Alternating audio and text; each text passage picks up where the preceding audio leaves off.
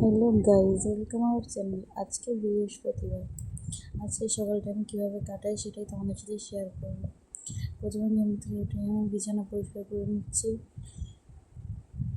বিছানাটাকে ভালো করে পরিষ্কার করে, আমার বিছানাটা অবস্থা থাকলে আমার একদিন ভালো লাগে না, সবারই ভালো লাগে না জানি, কিন্তু আমার একটু বেশি কুটকুতে লাগে। এবার আমি ঝাড়ু দিয়ে দেবো। ঝাড়ু দেওয়ার পরে বৃহস্পতিবার, সেই জন্য সকাল সকাল ঘরটাও মুছে নিতে হবে। ঘর মোছা কমপ্লিট। এবার শুরু হয়েছে সেই বৃষ্টিটা থামার কোনো নাম নেই, কি মেঘলা হয়ে আছে গাই।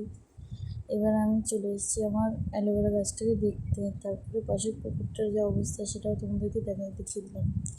স্নান টান করে এসে আমি আয়না একটু ঢং করছিলাম। তারপরে চলে এসেছি পুজো দিতে।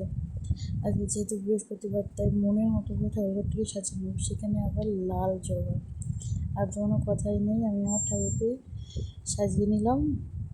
এবার পুজো টুজো কমপ্লিট করে আমি সকালের খাবার খেতে যাবো। আজকে সকালে আমাদের মেনু হয়েছে আলু সেদ্ধ, ডিম সেদ্ধ আর বেগুন সেদ্ধ।